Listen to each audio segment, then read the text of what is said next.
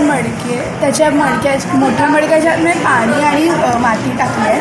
मग हा छोटा मडका त्याच्या आतमध्ये ठेवला आहे आणि या छोट्या मडक्याच्या आत आम्ही भाज्या ठेवल्या आहेत, जसं बघू शकता तुम्ही.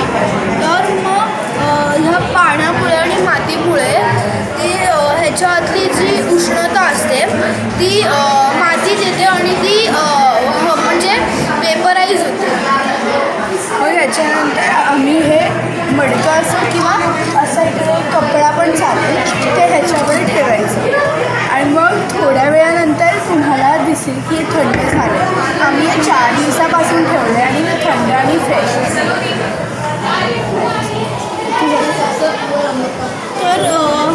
तर आम्ही हे का केलं असं तुम्हाला प्रश्न पडला असेल.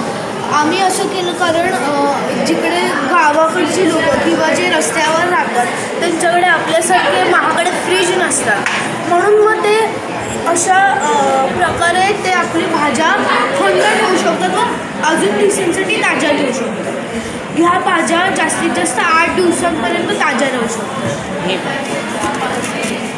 आणि ह्या फ्रीजमध्ये इलेक्ट्रिसिटी वापरली जात नाही, खूप कमी रेटमध्ये बनवून मिळतं आणि असल्या टेक्नॉलॉजीज तिकडे गावाकडच्या लोकांसाठी खूपच चांगल्या आहेत असं आम्हाला वाटतं.